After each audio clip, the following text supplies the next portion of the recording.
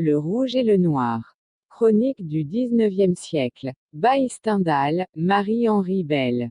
Volume 1er. La vérité, l'âpre vérité. Danton. Chapitre 1er. Une petite ville. Putus en together.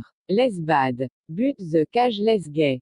Hobbes. La petite ville de Verrières peut passer pour l'une des plus jolies de la Franche-Comté. Ces maisons blanches avec leurs toits pointus de tuiles rouges s'étendent sur la pente d'une colline, dont des touffes de vigoureux châtaigniers marquent les moindres sinuosités. Le Doubs coule, à quelques centaines de pieds au-dessous de ces fortifications bâties jadis par les Espagnols, et maintenant ruinées. Verrières est abritée du côté du nord par une haute montagne, c'est une des branches du Jura. Les cimes brisées du Véra se couvrent de neige. Dès les premiers froids d'octobre, un torrent qui se précipite de la montagne traverse Verrières avant de se jeter dans le Doubs et donne le mouvement à un grand nombre de scies à bois. C'est une industrie fort simple et qui procure un certain bien-être à la majeure partie des habitants, plus paysans que bourgeois. Ce ne sont pas cependant les scies à bois qui ont enrichi cette petite ville. C'est à la fabrique des poêles peintes, dite de Mulhouse, que l'on doit l'aisance générale qui, depuis la chute de Napoléon, a fait rebâtir les façades de presque toutes les maisons de Verrières. À peine entrait-on dans la ville que l'on est étourdi par le fracas d'une machine bruyante et terrible en apparence. 20 marteaux pesants, et retombant avec un bruit qui fait trembler le pavé, sont élevés par une roue que l'eau du torrent fait mouvoir. Chacun de ces marteaux fabrique, chaque jour, je ne sais combien de milliers de clous.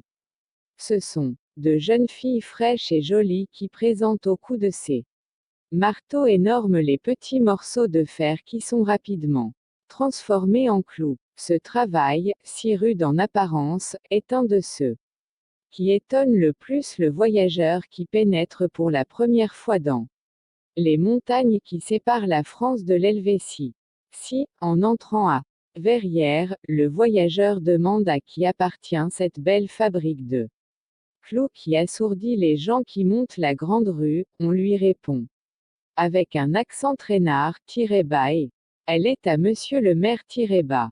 Pour peu que le voyageur s'arrête quelques instants dans cette grande rue de Verrières, qui va en montant depuis la rive du Doubs jusque vers le sommet de la colline, il y a 100 à parier contre un qu'il verra paraître un grand homme à l'air affairé et important.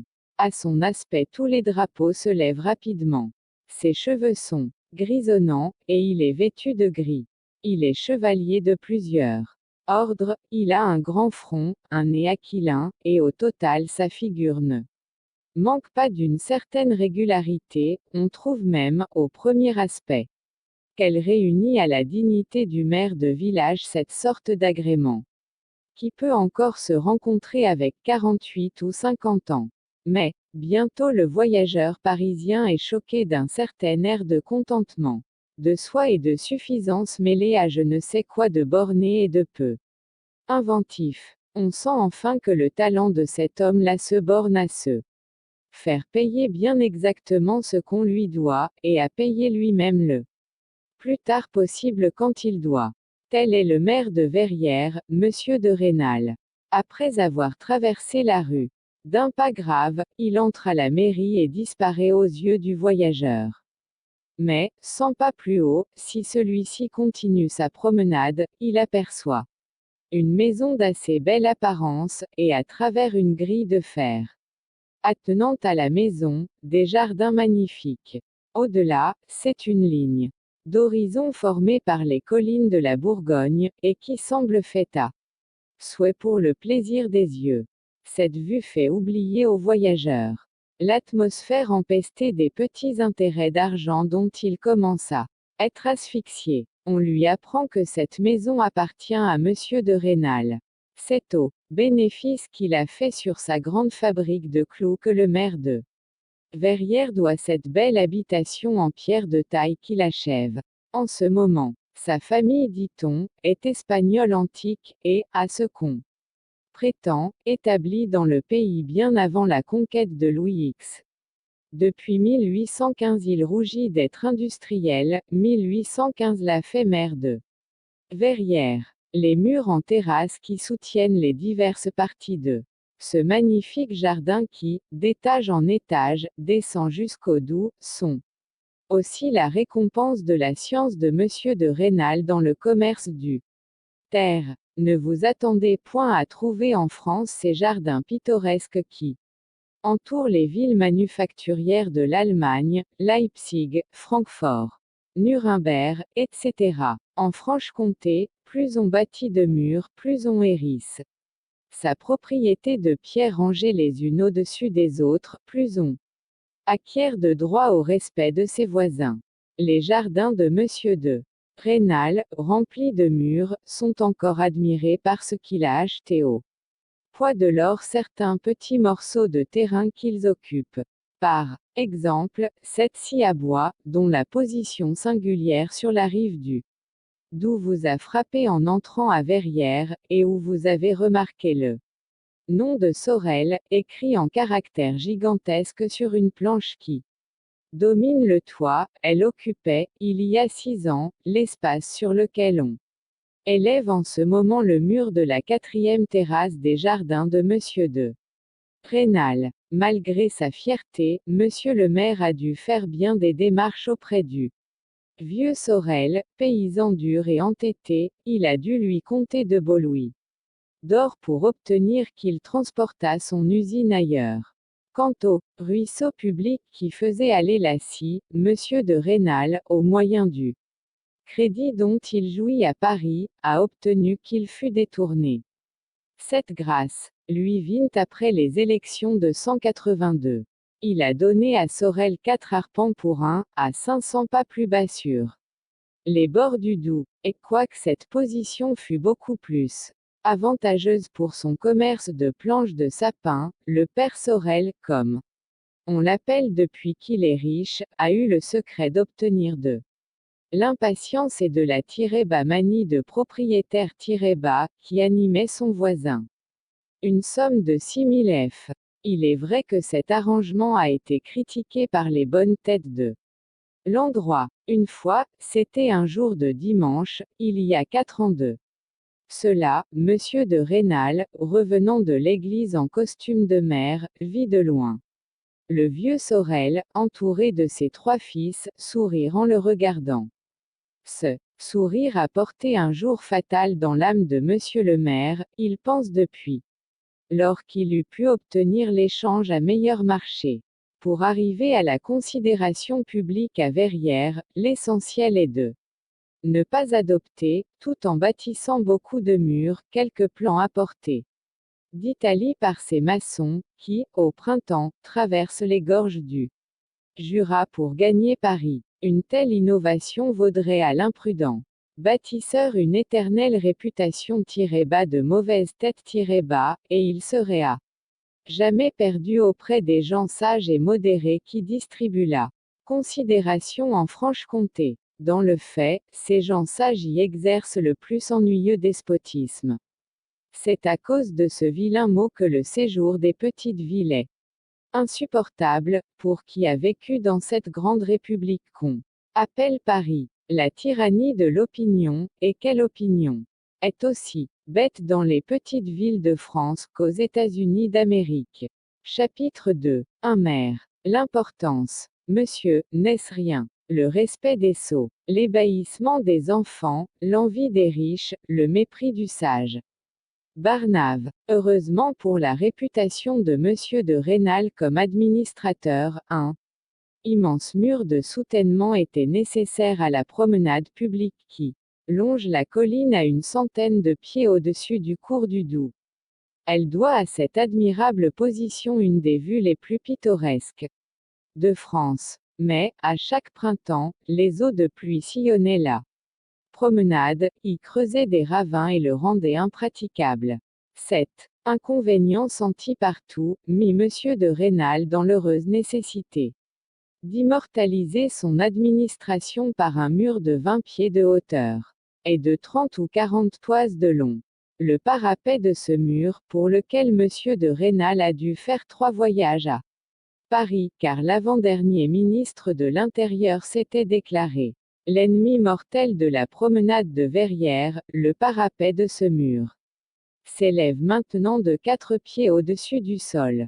Et comme pour braver tous les ministres présents et passés, on le garnit en ce moment avec des dalles de pierre de taille.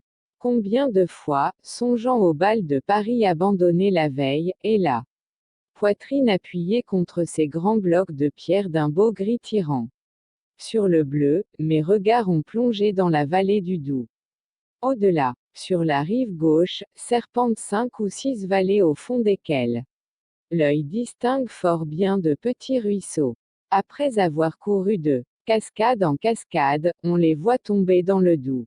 Le soleil est fort chaud dans ces montagnes, lorsqu'il brille d'aplomb. La rêverie du voyageur est abritée sur cette terrasse par de magnifiques platanes. Leur croissance rapide et leur belle verdure tirant sur le bleu, ils la doivent à la terre rapportée, que monsieur le maire a fait placer derrière son immense mur de soutènement, car, malgré l'opposition du conseil municipal, il a élargi la promenade de plus de 6 pieds, quoiqu'il soit ultra et moins libéral. Je l'en loue, c'est pourquoi dans son opinion et dans celle de monsieur Valenod, l'heureux directeur du dépôt de mendicité de Verrières, cette terrasse peut soutenir la comparaison avec celle de Saint-Germain-en-Laye. Je ne trouve quant à moi qu'une chose à reprendre au cours de la fidélité. On lit ce nom officiel en 15 ou 20 endroits, sur des plaques de marbre qui ont valu une croix de plus à monsieur de Rênal. Ce que je reprocherai au cours de la fidélité, c'est la manière barbare dont l'autorité fait tailler et tondre jusqu'au vif ces vigoureux platanes. Au lieu de ressembler par leur tête basse ronde et aplatie, à la plus vulgaire des plantes potagères, ils ne demanderaient pas mieux que d'avoir ces formes magnifiques qu'on leur voit en Angleterre. Mais la volonté de monsieur le maire est despotique, et 2 fois par an tous les arbres appartenant à la commune sont impitoyablement amputés. Les libéraux de l'endroit prétendent, mais ils exagèrent, que la main du jardinier officiel est devenue bien plus sévère depuis que monsieur le vicaire Malon a pris l'habitude de s'emparer des produits de la tonte. Ce jeune ecclésiastique fut envoyé de Besançon, il y a quelques années, pour surveiller l'abbé Chélan et quelques curés des environs. Un vieux chirurgien-major de l'armée d'Italie, retiré à Verrières, et qui de son vivant était à la fois, suivant monsieur le maire, jacobin et bonapartiste, osa bien un jour se plaindre à lui de la mutilation périodique de ces beaux arbres. J'aime l'ombre, répondit monsieur de Rênal avec la nuance de hauteur convenable quand on parle à un chirurgien, membre de la Légion d'honneur. J'aime l'ombre, je fais tailler mes arbres pour donner de l'ombre, et je ne conçois pas qu'un arbre soit fait pour autre chose. Quand toutefois, comme l'utile noyer, il-bas ne rapporte pas de revenu-bas. Voilà le grand mot qui décide de tout à Verrières, rapporter du revenu. À lui seul il représente la pensée habituelle de plus des 3/4 des habitants. Rapporter du revenu est la raison qui décide de tout dans cette petite ville qui vous semblait si jolie. L'étranger qui arrive, séduit par la beauté des fraîches et profondes vallées qui l'entourent s'imagine d'abord que ses habitants sont sensibles au beau. Ils ne parlent que trop souvent de la beauté de leur pays. On ne peut pas nier qu'ils n'en fassent grand cas, mais c'est parce qu'elle attire quelques étrangers, dont l'argent enrichit les aubergistes, ceux qui, par le mécanisme de l'octroi-bas rapportent du revenu à la ville-bas. C'était par un beau jour d'automne que monsieur de Rênal se promenait sur le cours de la fidélité, donnant le bras à sa femme, tout en écoutant son mari qui parlait d'un air grave. L'œil de madame de Rênal suivait avec inquiétude les mouvements de 3 petits garçons. L'aîné, qui pouvait avoir 11 ans, s'approchait trop souvent du parapet et faisait mine monter. Une voix douce prononçait alors le nom d'Adolphe, et l'enfant renonçait à son projet ambitieux. Madame de Rênal paraissait une femme de 30 ans, mais encore assez jolie. Il pourrait bien s'en repentir, ce beau monsieur de Paris, disait monsieur de Rênal d'un air offensé, et la joue plus pâle encore qu'à l'ordinaire. Je ne suis pas sans avoir quelques amis au château. Mais quoique je veuille vous parler de la province pendant 200 pages, je n'aurai pas la barbarie de vous faire subir la longueur et les ménagements savants d'un dialogue de province. Ce beau monsieur de Paris, si odieux au maire de Verrières, n'était autre que monsieur Appert qui, 2 jours auparavant, avait trouvé le moyen de s'introduire, non seulement dans la prison et le dépôt de mendicité de Verrières, mais aussi dans l'hôpital administré gratuitement par le maire et les principaux propriétaires de l'endroit. Mais, disait timidement Madame de Rênal, quel tort peut vous faire ce monsieur de Paris, puisque vous administrez le bien des pauvres avec la plus scrupuleuse probité. Il ne vient que pour déverser le blâme, et ensuite il fera insérer des articles dans les journaux du libéralisme. Vous ne les lisez jamais, mon ami.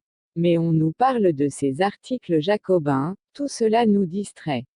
Et nous empêche de faire le bien astérisque. Quant à moi, je ne pardonnerai jamais au curé. Astérisque, historique.